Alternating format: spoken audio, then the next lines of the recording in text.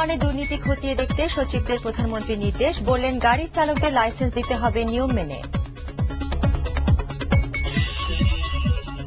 নতুন ব্যাংক প্রতিষ্ঠার সরকারের সিদ্ধান্তের সঙ্গে একমত নয় আইএমএফ, কেন্দ্রীয় ব্যাংকের সামলানোর সামর্থ্য নিয়ে সংশয়। বিএনপি সুদৃঢ় দাবি করে আন্দোলনে বরং আওয়ামী লীগের ক্ষুব্ধ নেতাদের পাশে চাইলেন ফখরুল। শেখ হাসিনার মুক্তি নিয়ে উইকিলিক্সের তথ্য আমূর নাকচ। এবং কর ফাঁকি মামলায় অভিযুক্ত হলেন সাইদি, বিচার শুরু 24 অক্টোবর। গ্রেনেড হামলা মামলায় তারিকের বিরুদ্ধে অভিযোগ গঠন 21 সেপ্টেম্বর।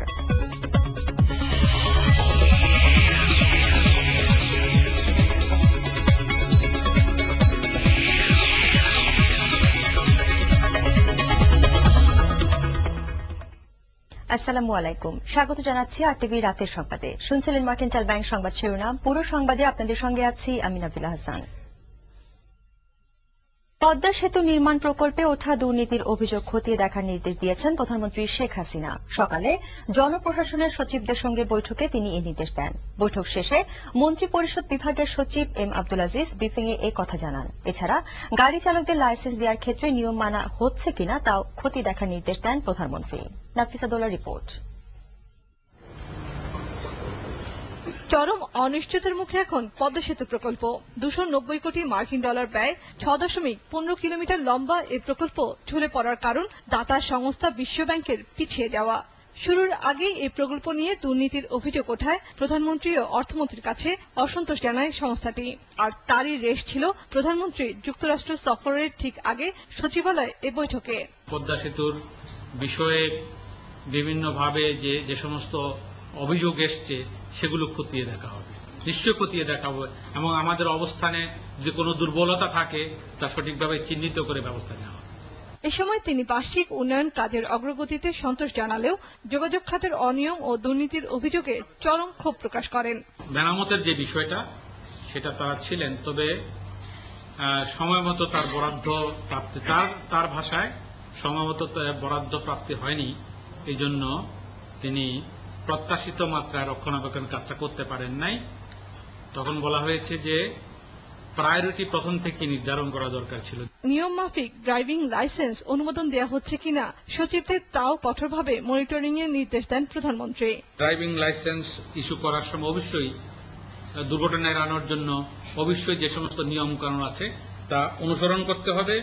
ট্রাফিক রুল সঠিকভাবে যাতে অনুসৃত হয় সেজন্য ব্যবস্থা নিতে হবে। প্রধানমন্ত্রী নির্বাচনী অঙ্গীকার বাস্তবায়নে সচিবদের আরো তৎপর হওয়ার নির্দেশ দেন। সেই সাথে বিদেশ সফরের ব্যাপারেও আরো সতর্ক হবার পরামর্শ দেন। নাফিসা দৌলা, আরটিভি, ঢাকা।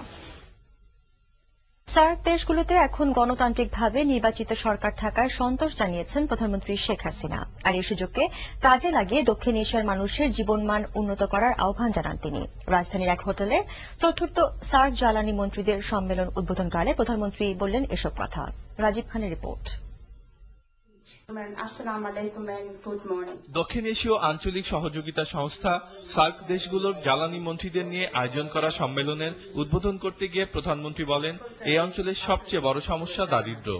আঞ্চলিক ও পারস্পরিক নির্ভরশীলতার উপর গুরুত্ব দিয়ে আহ্বান রাখেন সম্পদের বহুমুখী ব্যবহারের। এই সফলতা তখনই আসবে যখন জ্বালানি সমস্যার সমাধানে সার্কের সকল সদস্য দেশ একযোগে কাজ করবে।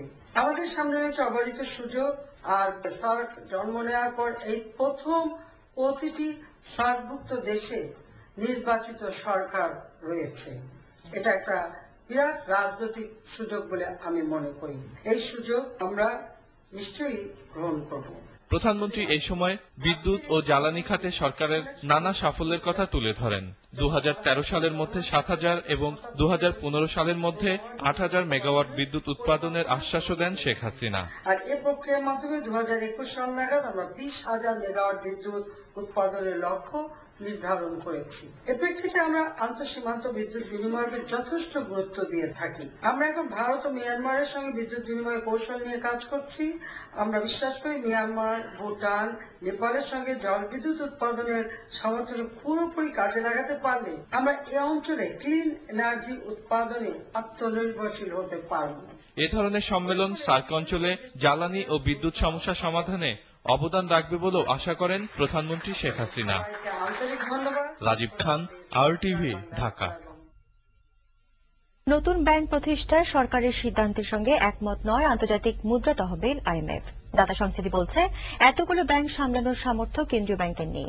IMF এর বিশেষ প্রতিনিধি দলের 10 দিন সফর শেষে সংবাদ সম্মেলনে এমন কথাই বললেন দলের নেতা ডেভিড কোয়েন। বেসরকারি ব্যাংকগুলোর ঋণ দেওয়ার ক্ষেত্রে বাংলাদেশ ব্যাংকের নীতিমালা বদলেরও পরামর্শ দেন তারা। ঝুমুর বাড়ির রিপোর্ট। আন্তর্জাতিক মুদ্রা তহবিলের এশিয়া প্যাসিফিক বিভাগের কর্মকর্তাদের এই সফর ছিল বাংলাদেশের ব্যষ্টিক অর্থনীতির অবস্থা এবং অর্থনৈতিক প্রবৃদ্ধিতে কোথায় কি হচ্ছে বা করা উচিত তা নিয়ে। IMF বলছে 2012 অর্থ বছরে বাংলাদেশের দেশজ উৎপাদন বাড়বে 6.3। তবে এর জন্য দরকার তৈরি পোশাক, বৈদেশিক আয় এবং জ্বালানি সব খাতেই দ্রুত প্রবৃদ্ধি। তবে আশা করা যায় এবছরের শেষে মূল্যস্ফীতির হার কিছুটা কমবে, যদিও তার অনেকটাই নির্ভর করে আন্তর্জাতিক বাজারে খাদ্য ও তেলের দাম কতটা বাড়লো বা কমলো। তবে সবার আগে দরকার মুদ্রাবাজার নিয়ন্ত্রণে বাংলাদেশ ব্যাংকের আইনের পরিবর্তন। IMF কর্মকর্তারা বলছেন নতুন কোন ব্যাংকের অনুমতির আগে বাংলাদেশ ব্যাংকের কোম্পানি অ্যাক্ট এবং সুদের হারের পরিবর্তন এবং আন্তঃব্যাংক কার্যক্রম সহজ এই 3টি বিষয়ে নজর রাখতে হবে। নতুন কোন ব্যাংক প্রতিষ্ঠার ক্ষেত্রে আমাদের সর্বপ্রথম পরামর্শ থাকবে বাংলাদেশ ব্যাংকের নজরদারি আরো বাড়ানো, সঙ্গে থাকবে ব্যাংকিং নীতিমালার পরিবর্তন। তবে বর্তমান অবস্থার পরিপ্রেক্ষিতে নতুন ব্যাংকের অনুমতি না দেওয়াই ভালো। আর পুঁজিবাজারে সাধারণ বিনিয়োগকারীদের স্বার্থ রক্ষায় বাংলাদেশ ব্যাংকের কার্যক্রমে আরো সাবধানী হবার পরামর্শ ছিল এই প্রতিনিধি দলের। ঝুমুর বাড়ি, RTV, ঢাকা। এদিকে শেয়ার বাজারে নগদ টাকার সংকট দূর করতে একক গ্রাহক ঋণের সীমা ও সমন্বয়ের সময় বাড়ানোর সিদ্ধান্ত নিয়েছে বাংলাদেশ ব্যাংক। বৃহস্পতিবার দুপুরে সিকিউরিটিজ অ্যান্ড এক্সচেঞ্জ কমিশনের কার্যালয়ে বৈঠকে এই সিদ্ধান্ত নেওয়া হয়। এদিকে বাজারে স্থিতিশীলতা না ফেরা পর্যন্ত আন্দোলন চালিয়ে যাওয়ার ঘোষণা দিয়েছে বাংলাদেশ পুঁজিবাজার বিনিয়োগকারী ঐক্য পরিষদ। নিয়াজ জামান সজীবের রিপোর্ট। কথা চিন্তা করে এবং এইগুলোকে ডিসপোজাল হঠাৎ করে করলে পুঁজিবাজারে চলমান অস্থিরতা দূর করতে সমন্বয় কমিটির বৈঠকে বসে securities and exchange commission, Dhaka stock exchange, Chattogram stock exchange, অর্থ মন্ত্রণালয় ও বাংলাদেশ ব্যাংকের প্রতিনিধিরা।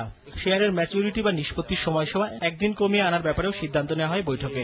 মার্কেটের অবস্থা সেটার কথা চিন্তা করে বিভিন্ন স্টেক হোল্ডারদের দাবি এবং সরকারের ইচ্ছা এবং আমরা ক্যাপিটাল মার্কেটের স্থিতিশীলতা অক্ষুণ্ণ রাখার স্বার্থে কেন্দ্রীয় ব্যাংকের তরফ থেকে আমরা আজকে এটা বলে দিচ্ছি যে প্রয়োজনের নিরিখে আরো সময়সীমা বর্ধিত করা হবে, সিঙ্গেল বড় এক্সপোজার লিমিটের মধ্যে নামিয়ে আনা। পরে ঢাকা স্টক এক্সচেঞ্জ কর্তৃপক্ষ আলোচনায় বসেন আন্দোলনরত পুঁজিবাজার বিনিয়োগকারী ঐক্য পরিষদের নেতাদের সঙ্গে। তবে বৈঠক সফল হয়নি বলে জানিয়েছেন কমিটির সভাপতি। সমস্ত বিনিয়োগকারী ভাইদের আহ্বান, আপনারা আপনাদের ট্রেড বন্ধ রাখুন, সরকার আমাদের কথা শুনতে বাধ্য হবে। সিকিউরিটিজ অ্যান্ড এক্সচেঞ্জ কমিশনের বৈঠকে ব্যাংক কোম্পানি আইনের 26-এর 2 ধারা সংশোধনের সুপারিশ করা হয়।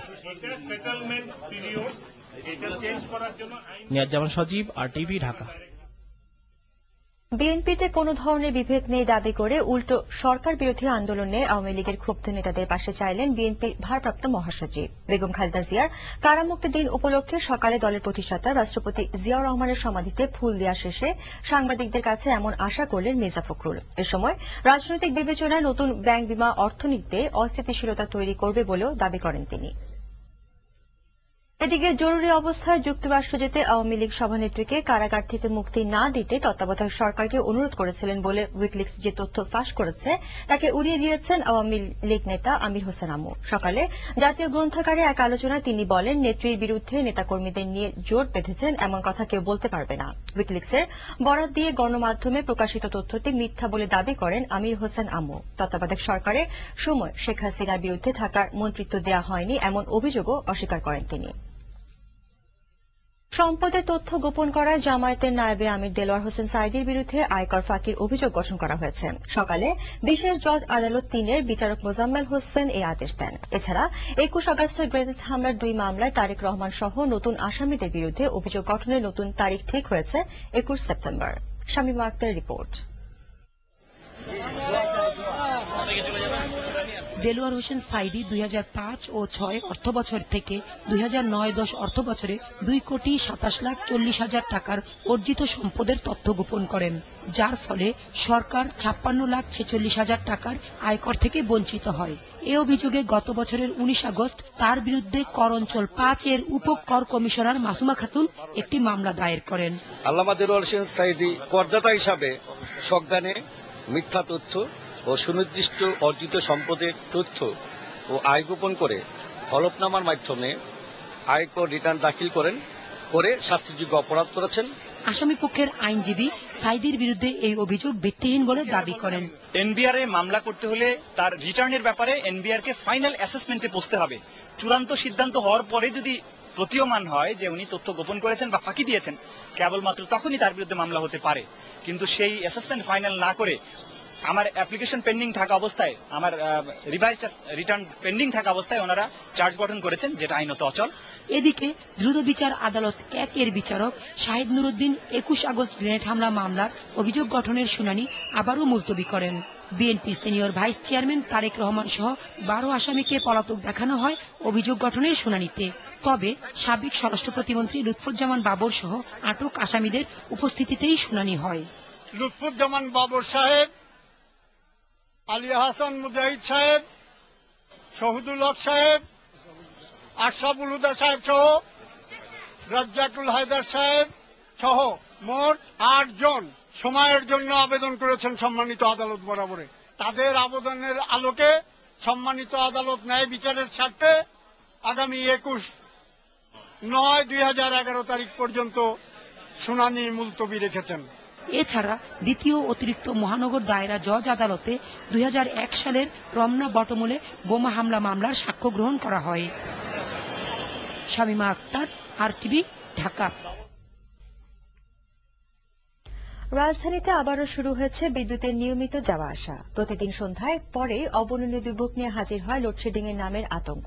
এতে ভাদ্র মাসের তালপাকা গরমে ওষ্ঠাগত নগরবাসীর জীবন। সাজিদুল আলম তুহিনের ক্যামেরায় জানাচ্ছেন নোমান শিবলি। অসহনীয় তাপদাহে যখন নগরবাসী অতিষ্ঠ, তখন তাদের কাছে আরেক যন্ত্রণার নাম লোডশেডিং। শুধু দিনের বেলাতেই নয়, সন্ধ্যা নামার সঙ্গে সঙ্গেই বিদ্যুতের অভাবে কালো অন্ধকারে ডুবে যেতে হয় তাদের। আবাসিক এলাকার প্রধান রাস্তা, গলিসহ পুরো এলাকাতেই তৈরি হয় ভুতুরে পরিবেশ। এলাকাবাসীকে এ সময় প্রায়ই ছিনতাই সহ নানা বিড়ম্বনায় পড়তে হয়। আটা চলায় অনেক সমস্যা হয়ে যায়, টাকা পয়সা তো নেই, ছিনতাইকারীদের দূরত্ব বেড়ে যায়, রাস্তাঘাটে চলাফেরা করা যায় না। রাতে আবাসিক এলাকাতে কিছুক্ষণ পর পর লোডশেডিং হয় মুদির দোকান সহ চায়ের দোকানগুলোতেও বেচাকেনা কমে যায়। ব্যবসা বাণিজ্য করা যায় না, মাগরিবের পরে মোম জ্বালায় কতক্ষণ ব্যবসা করা যায়। লোডশেডিং এর কথা কি বলুন ভাই, নামাজ পড়তে যাই লোডশেডিং, বাসায় আসি লোডশেডিং, রাত্রে শুইতে যাই লোডশেডিং। সারাদিন কর্মব্যস্ত সময় কাটিয়ে বাসায় এসেই প্রথম সাক্ষাৎ হয় লোডশেডিং এর সঙ্গে। এছাড়া রান্না বান্না সহ বাচ্চাদের লালন পালন অসহনীয় হয়ে পড়ে মহিলাদের কাছে। সারাদিন অফিস করার পরে অফিস থেকে ফিরে বাসায় একটু রিল্যাক্স করবো, সেই সময়টা পাওয়া যায় না। আইপিএস কোনো কাজ করছে না, যে টাইমটা ব্যাকআপ করবে যে টাইমটা, সেই টাইমটাও পাচ্ছে না, এবং সেই টাইমে আমাদের আইপিএসটাও ঠিক মতো সাপ্লাই দিতে পারছে না আমরা যতটুকু আমাদের দরকার। গরমে একদম মন উঠে যায় পড়া থেকে, এই জন্য পড়তেও বসতে মন চায় না, যার কারণে এক্সাম সম্পূর্ণ ইনকমপ্লিট হয়ে যায়। গরমে অন্ধকারে পড়তে গেলে মাথার উপর চাপ পড়ে, তখন আর অসুস্থ হয়ে যায় আমরা। বর্তমান সরকারকে অনেক আশা নিয়ে নির্বাচিত করেছে জনগণ। তাদের আশার মূল্য দিতেই বিদ্যুৎ সমস্যার দ্রুত সমাধান চান নগরবাসী। রান্না বান্নার অসুবিধা হয়, ঘুম। নোমান শিবলি, RTV, ঢাকা।